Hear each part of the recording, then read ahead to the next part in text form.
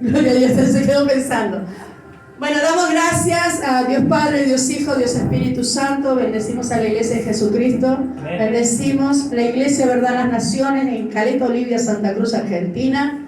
Bendecimos a la ciudad de Caleta Olivia, a las autoridades de Caleta Olivia. Amén. Bendecimos a Argentina, el país del Espíritu Amén. Santo. Señor. Gloria a Dios. Bendecimos al Ministerio Mi Viña, a María Elena Barahona. Amén. Amén. Y hoy damos lugar a la palabra en el nombre de Jesús. Escuche la palabra, escúchela y empiece a hablar con el Espíritu Santo. No me escriben. No me cierran las Biblias. No me escriben. Me cierran la Biblia. Para eso yo les pido que miren YouTube. Entonces ya me dicen, la pastora se equivocó, con esto no se equivocó. Miren por YouTube, porque yo necesito impartirles algo.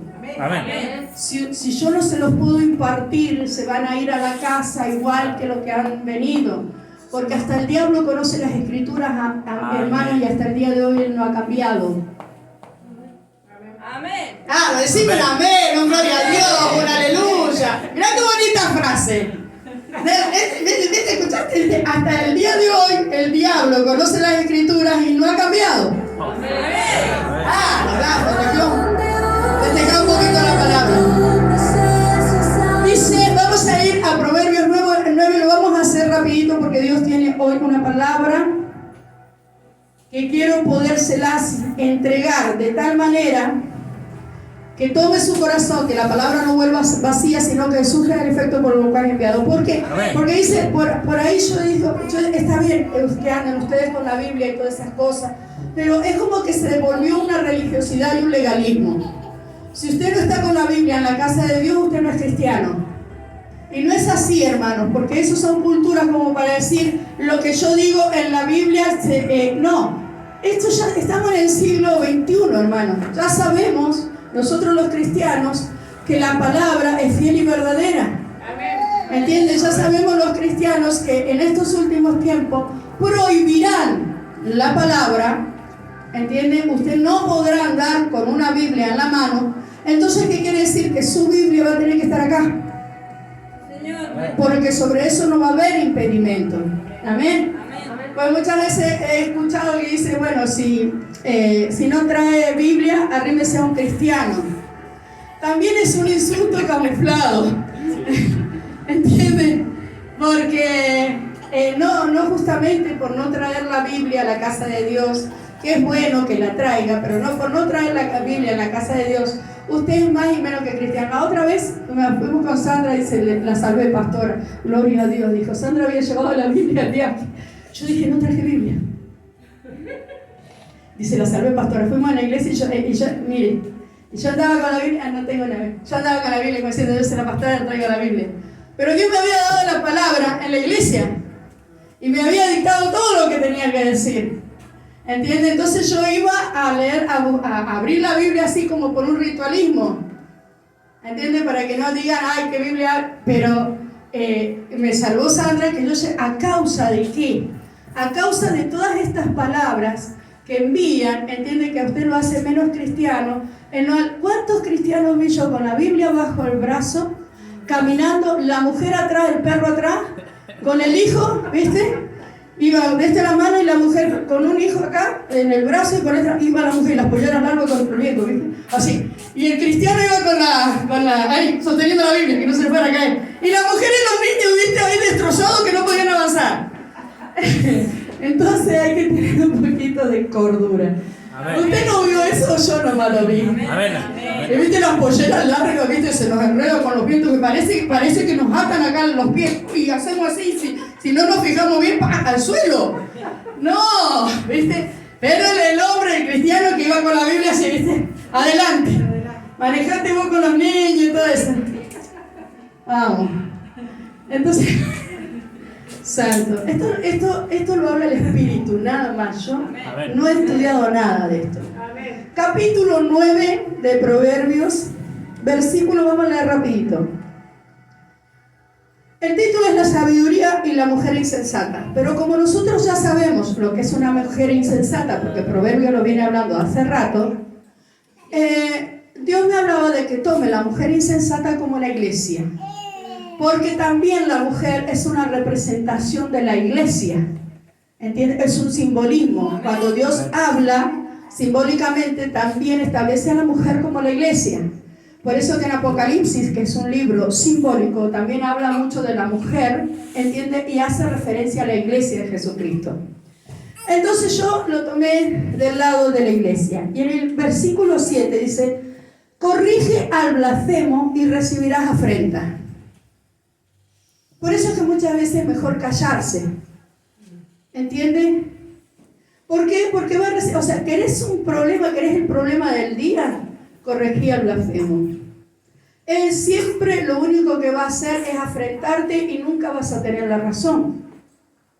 Reprende al impío y te ganarás insultos.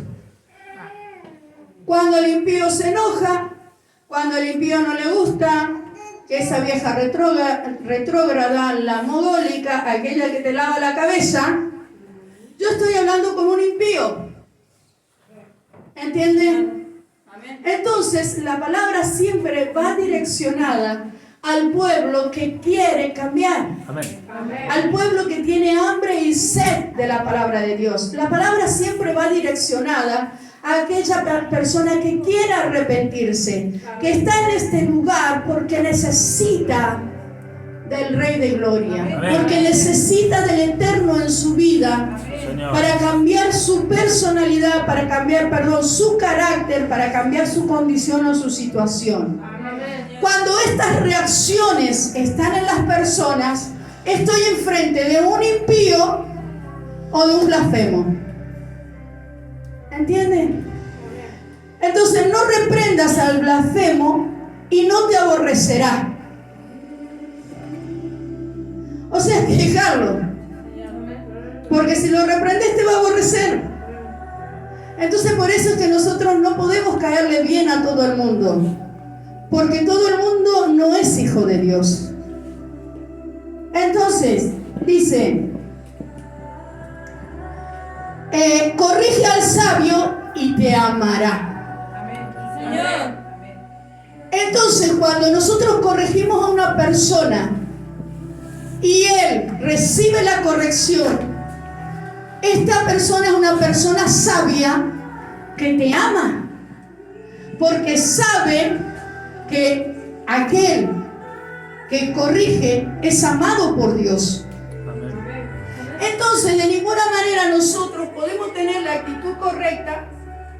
Podemos tener el teléfono, el coso.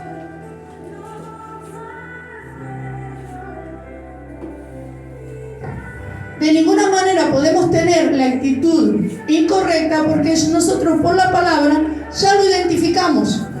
¿Usted entiende con quién se está encontrando cuando usted corrige? O cuando usted quiere hablarle a alguien y esa persona responde enojada a su vida o la afrenta. Es una persona necia, una persona impía, es un blasfemo. Entonces, sobre estas cosas muchas veces hay que callarse la boca y hablar con el Padre y entregárselo, porque vivir corrigiendo a un blasfemo es tener problemas todos los días. Y todo problema que no se puede solucionar es un problema que trae preocupación a nuestras vidas. Y la preocupación es lo que trae sobre nosotros ansiedad, estrés y un montón de cosas que atentan contra la salud física de la persona y mental. Entonces usted tiene que aprender a vivir relajado en Cristo.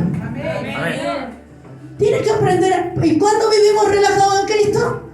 Cuando nosotros obedecemos su palabra. Pero para obedecerla la tenemos que conocer. Entonces, amén. Dale al sabio y será más sabio. Enseña al justo y aumentará su saber. Entonces, ¿dónde nosotros nos tenemos que enfocar? En los que quieren. Amén. ¿Dónde nos tenemos que enfocar? En aquellos que son sabios, aquellos que son justos, que quieren mejorar. Que quieren mejorar como personas. ¿Dónde nos tenemos entonces que enfocar? En los que quieren. Mire, hermana, yo también, como decía, yo fui hermana igual que usted en el Señor. Y cuando yo llegué con todas las cosas malas que puede tener una mujer, yo llegué a la iglesia. Pero yo siempre supe, y en eso yo me considero que sin haber conocido a Dios, yo era sabia, porque yo tenía un pastor, yo tenía una pastora, y nunca me enfrenté a ellos, nunca los cuestioné, porque yo sabía que yo había llegado a ese lugar para que ellos me instruyeran, para que ellos aumentaran mi saber, para que ellos me enseñaran y para que ellos me guiaran. Yo no fui a decirle al pastor o a la pastora cómo se debían hacer las cosas, si ni siquiera conocía las Escrituras. Entonces, cuando usted se encuentra con este tipo de gente, es porque esta gente es sabia. Es gente donde uno le puede dar más, porque de lo que más le da, más van a atrapar y más se van a elevar en el espíritu. Entonces dice, el principio de la sabiduría es el temor del Señor. Si usted no tiene temor de pecar ante Dios, usted no tiene sabiduría. Si para usted, siendo cristiano, le da lo mismo 8 que 80 seguir pecando ante Dios, usted no tiene sabiduría en sí. Porque el único que puede tener sabiduría es el que piensa, si hago esto, voy a desagradar a Dios y entonces no lo hago. Entonces, el principio de la sabiduría es el temor a Jehová. Es mirar y escudriñar cómo ando en el Señor. Porque yo sé que tengo un Dios a quien agradar. Amén. Y es temerle. Sí, yo le temo a Dios, yo al diablo no le temo, yo le temo a Dios. Amén. Porque yo sé que cuando yo estoy caminando torcido, el que me va a enderezar no va a ser Satanás, va a ser Dios. Porque Él es el que endereza lo que está torcido y ordena lo que está desordenado. Y muchas veces los mecanismos de Dios a nosotros no nos agradan. Pero es Dios en su sabiduría que quiere en la tierra corregir a sus hijos para que estemos una eternidad con el Rey de Gloria. Usted no crea que va a llegar a alabar al Cordero en la condición que estamos. Cuando Dios dice que busca adoradores que le adoren en espíritu y en verdad, está buscando gente que esté ocupada en los asuntos del Padre. Está buscando gente, entiende, que quiera agradar a Dios. Amén. Que quiera de alguna manera salir del pecado, de salir de la inmundicia, salir de la condición que está viviendo actual, mejorar su condición para agradar a Dios. Amén. Entonces, el conocimiento de lo santo es inteligencia.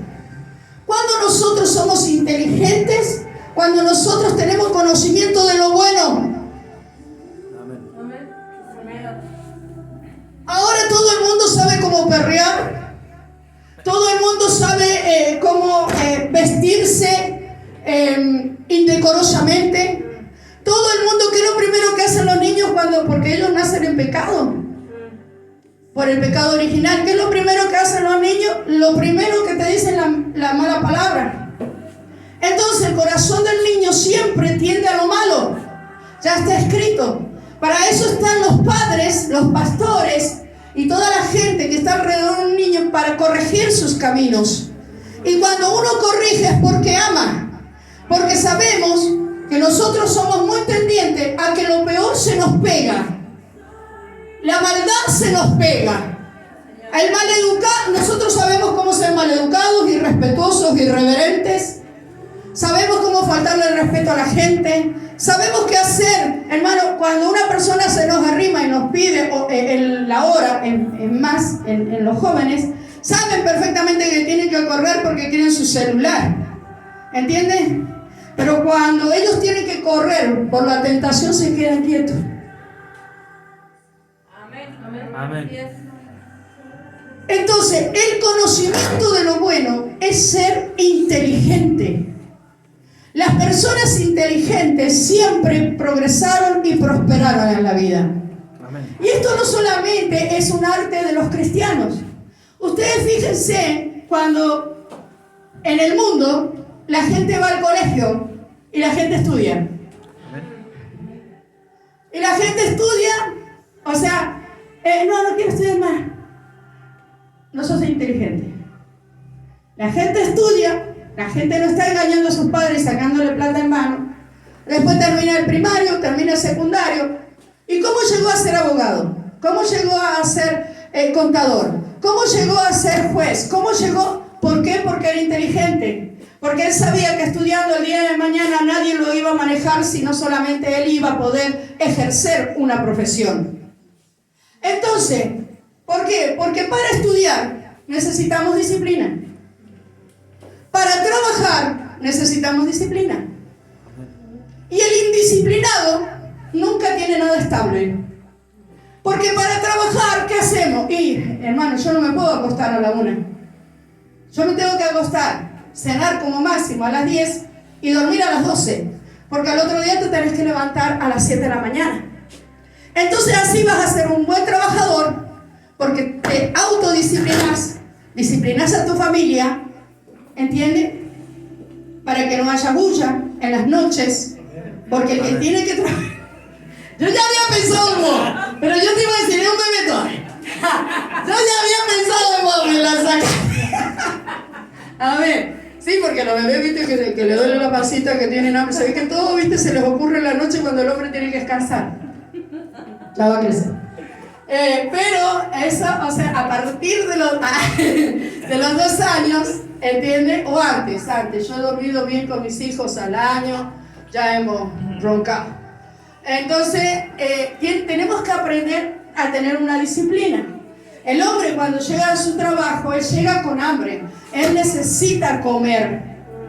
Entonces, la mujer tiene que tener una disciplina en el hogar, porque para ser exitosos en lo que hacemos, la disciplina no puede estar ausente de nuestras vidas. Nosotros para rendir en un trabajo no podemos ir dormidos. Para rendir en el estudio no podemos ir dormidos. ¿Entienden? Entonces es necesario, por eso dice que el que adquiere estas cosas es inteligente. Por eso es que logran esos proyectos y esos propósitos tan grandes en la vida. Y dicen, ¿y por qué yo no puedo ser abogado? Porque no quisiste estudiar. Ah, no, que mi papá no me pagó la universidad. Trabajá y pagátela vos. Porque si no te puede pagar la universidad es porque está pendiente del mango para que comas.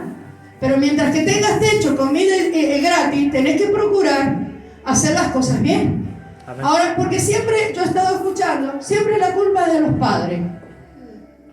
Y yo les quiero dar un testimonio, hermano. Para que usted suelte a los padres en el nombre de Jesús, los deje libres. No los ate ni viva atados a ellos. Yo le decía, ¿qué me llevó a mí? ¿Qué me llevó a mí, hermano? A los 10 años salir a trabajar. ¿Qué me llevó? Mi papá tenía el mejor supermercado de la zona. A los 10 años, siendo una mujercita, yo salí a trabajar. Ahora que la ley, que todo eso es vagancia total. Porque si el niño quiere, no hay ley que lo impida. Entonces yo no, que por la ley están atados. Mentira. Si el niño quiere, el niño no está obligado por la ley. Entonces a los 10 años, ¿qué pasa? Mi mamá me vestía con mis vestiditos, siempre ella me los hacía ella. Los vestiditos, los zapatitos y las mediecitas blancas. Y el moñete acá.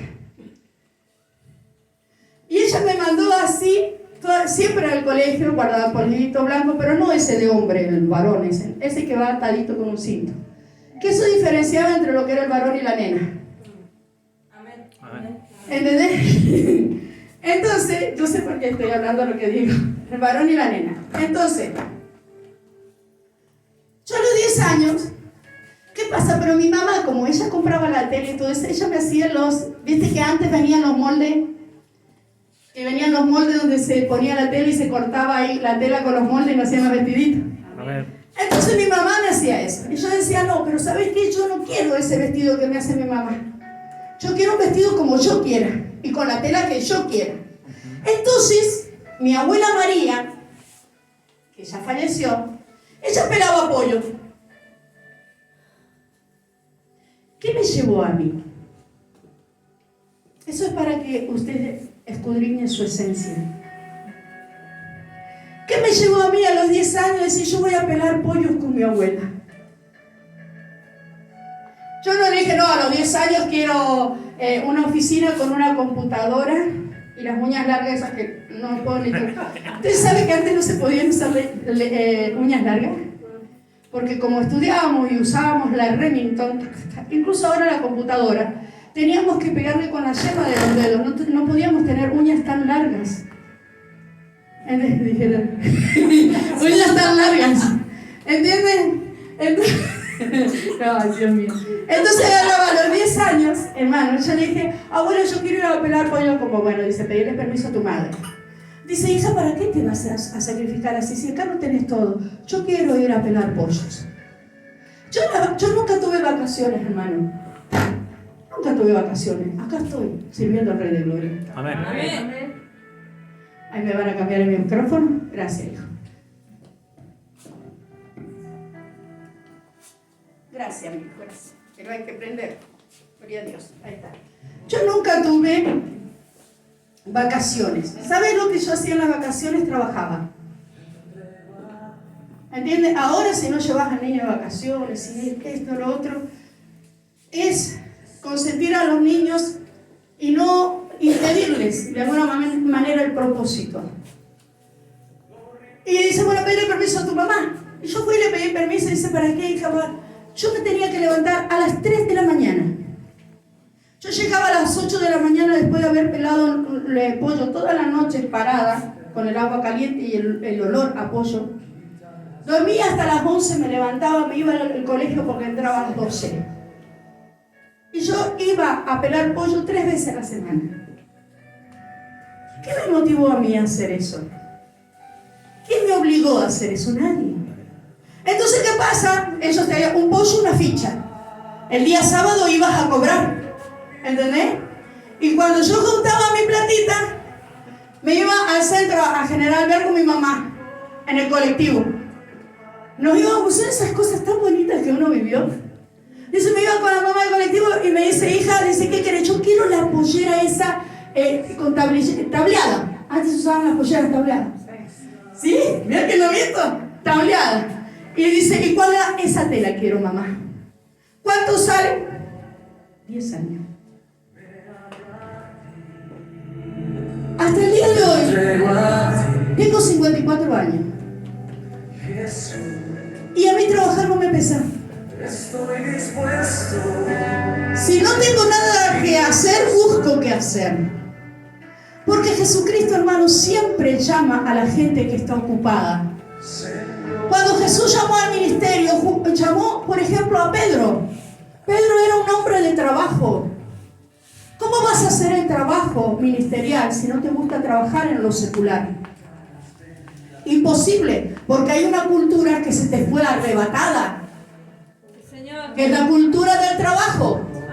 Porque para ministrar en las iglesias hay que trabajar mucho.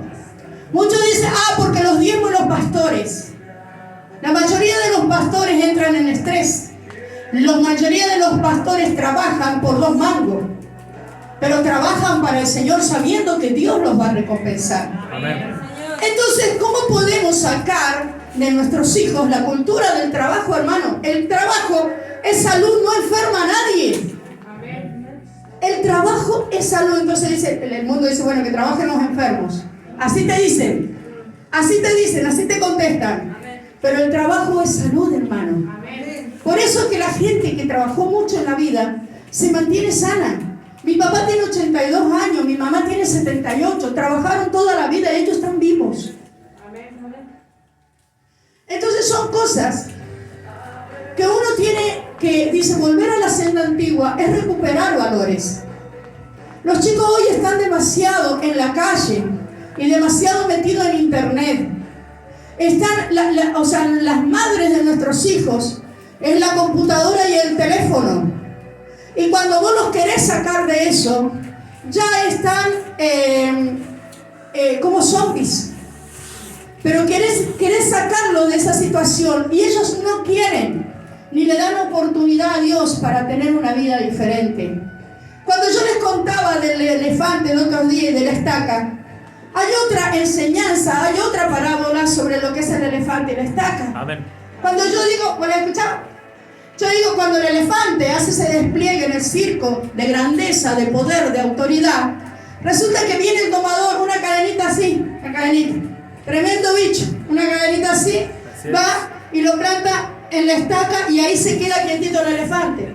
Porque desde niño al elefante se le enseñó que esa estaca lo sostenía. Y cuando desde niño el elefante quiso romper esa estaca, romper esa cadena para escaparse, él se dio cuenta que esa estaca lo mantenía ahí. Entonces él creció, el elefante creció, y aunque él podía ya romper la estaca y romper las cadenas, él ya estaba enseñado de que eso lo sostenía y ahí se quedaba esclavizado de una estaca. Amén. Entonces es necesario que nosotros saquemos a la gente y saquemos a nuestros hijos de la esclavitud mental que hasta el día de hoy reposa en los hijos de desobediencia y en los de obediencia. Por eso la predicación de la palabra de Dios dice también, yo haré que vivas mucho tiempo, la sabiduría hará que vivas mucho tiempo, te daré muchos años de vida. Amén. Amén. Dice, si te haces sabio, el provecho es tuyo. ¿Quién saca provecho de lo que yo estoy predicando? Yo. Tú. Amén. Tú te haces sabio y alcanzas provecho. O sea, la palabra es para que tú recuperes tu identidad. Amén. Entonces dice, si te vuelves blasfemo, sufrirás las consecuencias. Y la mujer insensata es provocativa. Es insulsa e ignorante. Entonces, para que nosotros no seamos, vamos a hablar no de la mujer carnal, vamos a hablar de la iglesia. Para que nosotros seamos una iglesia que no sea insensata, no debemos ser ignorantes. Amén. No debemos ser insulsos y ser provocativos con la gente, sino provocar la gloria de Dios en este lugar. Amén. Gloria. Porque ser insensato significa falta de buen juicio, prudencia y madurez. Cuando la iglesia es insensata, es una iglesia inmadura. Si bien el Señor a nosotros nos está diciendo que debemos ser como los niños, no significa que toda la vida tenemos que ser niños, porque nosotros tenemos que madurar en el Señor. Hoy somos esto, pero mañana vamos a hacer lo otro, porque nosotros estamos creciendo y madurando en el Señor. Hoy el conocimiento que Dios aplica a nuestras vidas nos hace inteligentes y sabios para no ser engañados por falsas doctrinas, engañados por el enemigo cuando nos quiere endulzar el oído, ¿entiendes? Y nosotros accedemos a la voz de los demonios. Y dice que, ¿qué significa? Porque todas estas cosas, cuando somos insensatos, nosotros actuamos en insensatez. Y al actuar